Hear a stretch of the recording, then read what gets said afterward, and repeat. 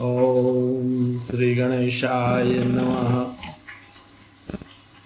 શ્રી શિવ મહાપુરાણમાં પેલી વિદ્વેશ્વર સંહિતામાં અધ્યાય 13મો નિત્ય કર્મ અને ગૃહસ્થના ધર્મ. ઋષય ઊચુઃ સદાચારમ શ્રાવ્યાસુ યેન લોકાન જયેદ બુદ્ધઃ ધર્માર્ધમનાય બ્રૂહિ સ્વર્ગનારકંદાસ. તથા ઋષિ બોલ્યા, તમે સદાચાર જલ્દી સાંભળાવો, જેથી સમજુ માણસ લોકોને જીતી શકે. એ ધર્મમય તથા અધર્મમય અને સ્વર્ગ તથા નરક આપનારા આચાર તમે કહો.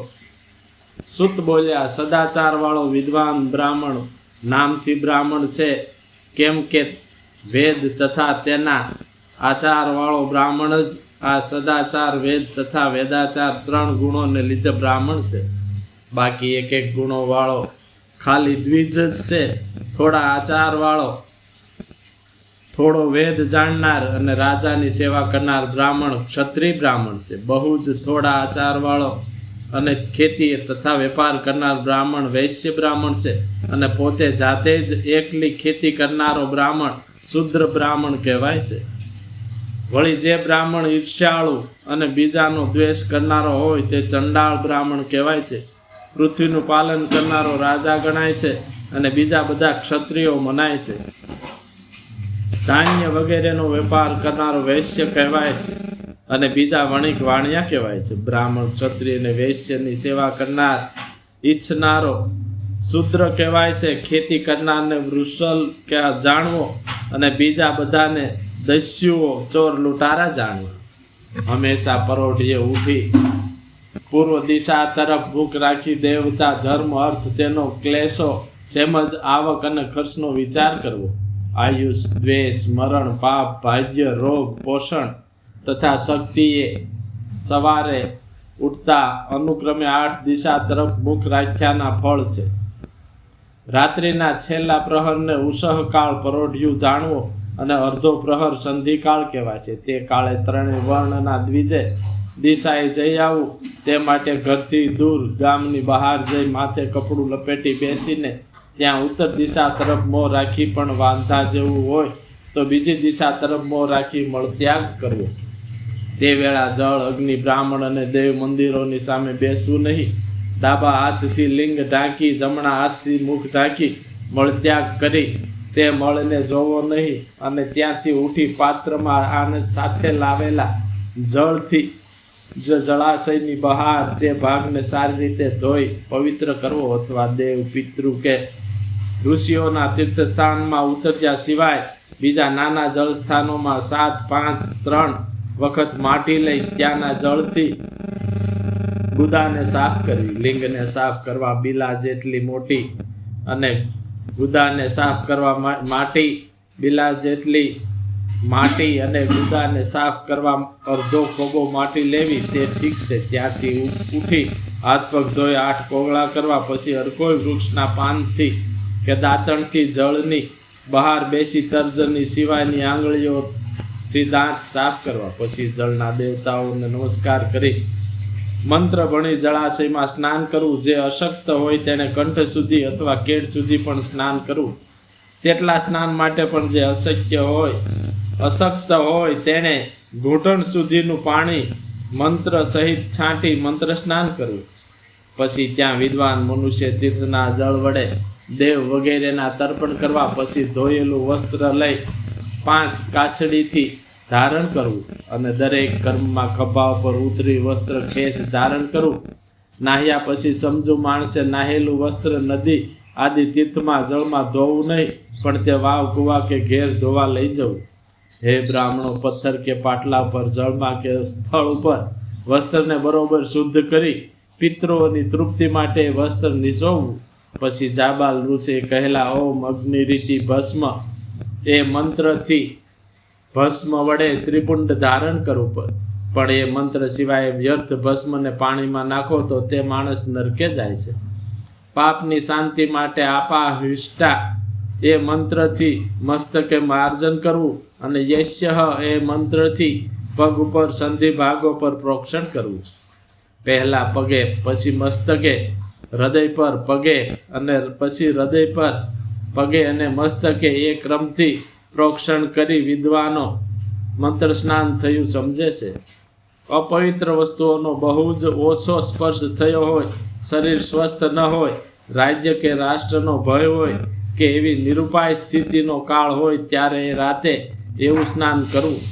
સવારે સૂર્યના સૂર્યશ્ચ માન્યમ્યુશ્ચ એ મંત્રરૂપ અનુવાગથી અને સાંજે અગ્નિશ્ચ મામન્યુશ્ચ એ મંત્રરૂપ અગ્નિના અનુવાગથી વચ્ચે જળનું આસમન લઈ ફરી ઉપર કહ્યા પ્રમાણે પ્રોક્ષણ કરવું.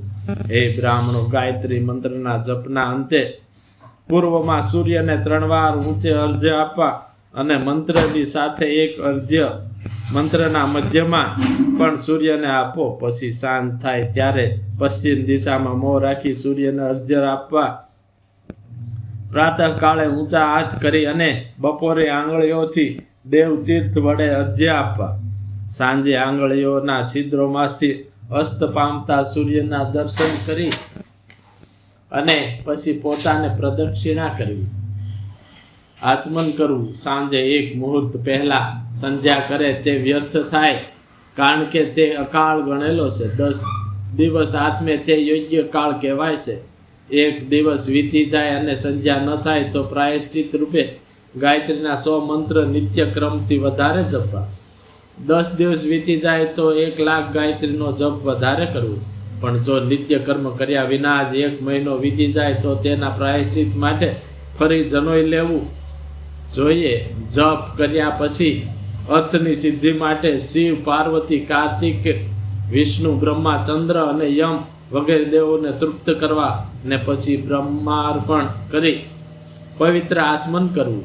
વિદ્વાને તીર્થની દક્ષિણ તરફ રહેલા યોગ્ય મઠ, મંત્રાલય, દેવાલય કે ઘર એમ ચોક્કસ કરેલા સ્થાને સ્થિર આસને બેસી બુદ્ધિને સ્થિર રાખી સર્વદેવોને નમસ્કાર કરી પ્રથમ ઓમકારનો જપ કરી ગાયત્રી મંત્ર જપો અને પછી જીવ અને બ્રહ્મ એક છે એમ જાણી 3 લોકની ઉત્પત્તિ કરનાર બ્રહ્માની, પાલન કરનાર વિષ્ણુની તથા સંહાર કરનાર સ્વયં પ્રકાશ રુદ્રની અમે ઉપાસના કરીએ છીએ એમ ચિંતવવું અને જ્ઞાનેન્દ્રિય, કર્મેન્દ્રિય, મન અને બુદ્ધિની વૃત્તિઓને ભોગ અને મોક્ષ આપનાર ધર્મમાં તથા જ્ઞાનમાં સદા પ્રેરવી. એમ ઓમકારના અર્થને બુદ્ધિથી ધ્યાન કરનાર મનુષ્ય અવશ્ય બ્રહ્મને પામે છે. અથવા ઉત્તમ બ્રાહ્મણે બ્રાહ્મણત્વના રક્ષણ માટે દરરોજ સવારે કેવળ 1000 ગાયત્રીનો જપ કરવો અને બીજા મંત્રો પોતાની શક્તિ અનુસાર જપવા.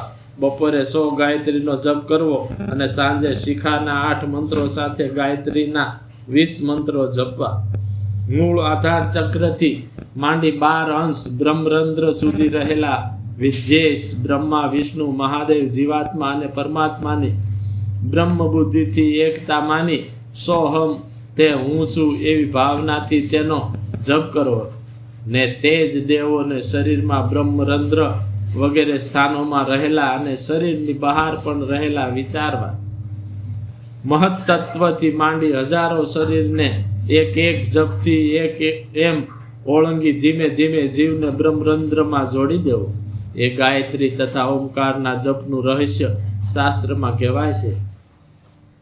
એ રીતે શિખાના 8 મંત્રો સાથે 2000 મંત્રોનું જપ શરીર થાય છે. મંત્રનો જપ આમ જ થાય છે અને આદિક્રમથી આને જ વિદ્યાનો જપ સમજે છે.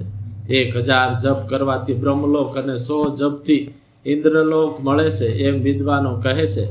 પણ તેથી ઓછા સંખ્યામાં જપ કરનારો બીજા જન્મથી પોતાની રક્ષા માટે યોનિમાં જન્મે છે. સૂર્યનું ઉપસ્થાન કરી એમ રોજ ગાયત્રીનો જપ કરવો. 12 લાખ મંત્રનો જપ કરનાર પૂર્ણ બ્રાહ્મણ ગણાય છે. માટે જે બ્રાહ્મણે ગાયત્રીના 1 લાખ મંત્ર જપ્યા ન હોય તેને વેદ કાર્યમાં જોડવો નહીં. 70 વર્ષ સુધીનો આ નિયમ હોય છે. પછી બ્રાહ્મણે સંન્યાસ લેવો જોઈએ. સંન્યાસીએ પ્રાતઃકાળે 12,000 ઓમકારનો જપ કરવો એમ દરરોજ નિત્યક્રમથી જપ કરવો. અનુક્રમે મહિનો જતા 1.5 લાખ જપ પૂરા થાય છે. તેથી ઉપર જપ થાય ત્યારે પ્રેષ્ય નામનું વ્રત કરવું. એમ કરી દેવસની શાંતિ થાય છે નહીં તો રવ નરકમાં જાય છે. એમ પોતાના નિત્ય કર્મ પૂરા થાય તે પછી કામનાવાળાએ ધર્મ અને અર્થ માટે યત્ન કરવો, પણ બીજા સંન્યાસીએ તે માટે યત્ન કરવો નહીં. બ્રાહ્મણે તો મુક્તિની ઈચ્છા રાખી બ્રહ્મ જ્ઞાનનો જ સદા અભ્યાસ કરવો. ધર્મથી અર્થ અને અર્થથી ભોગ મળે છે, તેમજ ભોગો ભોગવવાથી વૈરાગ્ય થાય છે. એટલે કે ધર્મથી મેળવેલા અર્થને ભોગ લેવાથી જ વૈરાગ્ય ઉપજે છે, પણ તેથી વિપરીત અધર્મથી મળેલો અર્થ ભોગવવાથી તો વિરાગ નહીં પણ વિષયોમાં રાગ જ થાય છે. ધર્મ બે પ્રકારનો હોય છે, એક દ્રવ્યથી અને બીજો દેહથી. તેમાં દ્રવ્ય વડે યજ્ઞ યાગ આદિ કરવા તે દ્રવ્યથી, અને દેહના ધર્મથી તીર્થ સ્નાન આદિ કરવા તે દેહથી થતો ધર્મ છે. એ ધર્મથી માણસ ધન પામે છે અને તપથી દિવ્ય રૂપ મેળવે છે. નિષ્કામ મનુષ્ય ધર્મથી ચિત્તની શુદ્ધિ પામે છે અને તે શુદ્ધિથી જ્ઞાન થાય છે. એમાં સંશય નથી. સત્યયુગ, ત્રેતાયુગ અને દ્વાપર યુગમાં તપ વખણાય છે, પણ કળયુગમાં દ્રવ્ય ધર્મ જ યોગ્ય ગણાય છે. સત્યયુગમાં ધ્યાન કરવાથી, ત્રેતાયુગમાં તપ તપવાથી, દ્વાપર યુગમાં યજ્ઞો કરવાથી અને કલયુગમાં પ્રતિમાનું પૂજન કરવાથી જ્ઞાન પ્રાપ્ત થાય છે. જેવા પુણ્ય કે પાપ હોય છે તેવું જ ફળ મળે છે. તેમાં દ્રવ્ય અને દેહરૂપ અંગના ભેદથી ન્યૂનતા, વૃદ્ધિ કે ક્ષય વગેરે થાય છે. અધર્મ હિંસારૂપ છે, પણ ધર્મ સુખરૂપ છે. અધર્મથી માણસ દુઃખ પામે છે, પરંતુ ધર્મથી જ સુખ વધે છે. ખરાબ વર્તનથી દુઃખ અને સારા વર્તનથી સુખ થાય છે એમ જાણવું, અને એ કારણે ભોગ અને મોક્ષની સિદ્ધિ માટે ધર્મ જ પ્રાપ્ત કરવો. જેમાં 4 મનુષ્યો હોય તેવા કુટુંબ સહિત બ્રાહ્મણને 100 વર્ષ સુધીની આજીવિકા જો કોઈ આપે તો એ તેને બ્રહ્મલોક આપનાર થાય છે. 1000 ચાંદ્રાયણ વ્રત પણ બ્રહ્મલોક આપનાર છે. ક્ષત્રિય 1000 કુટુંબનું ભરણ પોષણ કરવું જોઈએ. 10,000 કુટુંબનું ભરણ પોષણ કરવું તે ઇન્દ્રલોક આપનાર થાય છે. મનુષ્ય જે દેવને ઉદ્દેશી દાન કરે છે તે દેવના લોકને પામે છે. એમ વેદ જાણનારાઓ કહે છે, જેની પાસે ધન ન હોય તેણે સદા તપનો સંગ્રહ કરવો. તીર્થ અને તપથી જે સુખ મળે છે તેનો કદી નાશ થતો નથી. હવે નીતિથી ધન મેળવવું જોઈએ તે હું તમને સાવધાન થઈ જણાવું છું. બ્રાહ્મણે શુદ્ધ દાન લઈ યજ્ઞો કરાવી દીનતા અને અતિ ક્લેશનો ત્યાગ કરી ધન મેળવવું. ક્ષત્રિય બાહુબળથી અને વૈશ્ય ખેતી તથા પશુપાલનથી ધન મેળવવું. ન્યાયથી મેળવેલા ધનનું દાન કરવાથી માણસ સિદ્ધિ પામે છે. ગુરુ કૃપાથી જ્ઞાન સિદ્ધિ થયા પછી દરેકને મોક્ષ પ્રાપ્તિ થાય છે, અને મોક્ષથી આત્મ સ્વરૂપ પ્રાપ્ત થાય છે, અને તેથી સર્વોત્કૃષ્ટ આનંદ મેળવે છે. હે બ્રાહ્મણો, આ બધું મનુષ્યોને સજ્જનોના સમાગમથી પ્રાપ્ત થાય છે. ગૃહસ્થ પુરુષે ધન, ધાન્ય વગેરે સર્વ વસ્તુનું દાન કરવું જ જોઈએ. પોતાનું હિત ઈચ્છનારે જે કાળે જે વસ્તુઓ, ફળ કે અનાજ ઉત્પન્ન થાય તે સર્વનું બ્રાહ્મણોને દાન કરવું જોઈએ. ભૂખના રોગને દૂર કરવા અન્ન અને જળ સદા આપવા. ખેતર અને ખેતરનું અનાજ તેમજ કાચું અને રાંધેલું અનાજ એમ 4 પ્રકારનું અન્ન છે. જેનું અન્ન જમી જે માણસ કંઈ ધર્મ શ્રવણ કરે છે તેથી થયેલા પુણ્યનો અડધો ભાગ તે અન્નદાન કરનારને મળે છે. તેમાં સંશય નથી. દાન લેનારે તે લીધેલા દાનથી પોતાને જ પાપ લાગે છે. તેની શુદ્ધિ દાનથી અથવા તપથી કરવી જોઈએ, નહીં તો તે રવ નરકમાં જાય છે. પોતાના ધનના 3 ભાગ કરવા, ધર્મ માટે, ધર્મની વૃદ્ધિ માટે અને પોતાના ભોગ માટે. તેમજ ધર્મને અનુસરીને જ નિત્ય નૈમિતિક અને કામ્ય કર્મો કરવા. ગૃહસ્થે ધનના વૃદ્ધિના ભાગથી ધનનો વધારો કરવો અને ભોગના અંશથી પોતાના હિતકારી અને માપસર આહાર વિહાર વડે ભોગ ભોગવવા. ખેતીથી મેળવેલા ધનમાં પાપનો નાશ કરવા માટે તેમાંથી 10મો ભાગ દાન માટે કાઢવો અને બાકી રહેલા ધર્મ આદિ કરવા. નહીં તો તે રવ નરકમાં જાય છે, અથવા પાપ કરવાની બુદ્ધિ થાય છે, અથવા ધાન્યનો નાશ થાય છે. ચતુર્વૈશ્યોએ વ્યાજ કે વેપારમાંથી મેળવેલા ધનનો 6ઠો ભાગ દાન માટે કાઢવો. ઉત્તમ બ્રાહ્મણોએ શુદ્ધ દાન જો લીધું હોય તો તેમાંથી 4થો ભાગ દાન દઈ દેવો. ધન જો અકસ્માતે મળી આવે તો તેમાંથી 3 ઉત્તમ દ્વિજવર્ણોએ અડધો ભાગ દાનમાં દઈ દેવો. બ્રાહ્મણને કોઈ દુર્જન પાસેથી દાન મળ્યું હોય તો તે બધું સમુદ્રમાં નાખી દેવું. દરેકે સુપાત્રને બોલાવી પોતાના ભોગની સમૃદ્ધિ માટે આદર સાથે દાન કરવું. કોઈ કંઈ માગવા આવે ત્યારે તેને માગેલું પોતાની શક્તિ અનુસાર આપવું.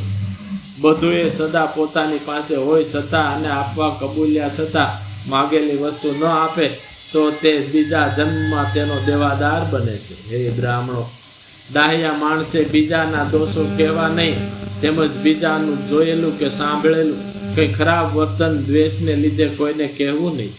સમજુ માણસે સર્વ પ્રાણીને હૃદયમાં રોષ થાય તેવું વચન બોલવું નહીં, અને બંને સંધ્યા કાળે ઐશ્વર્યની સિદ્ધિ માટે અગ્નિહોમ કરવો.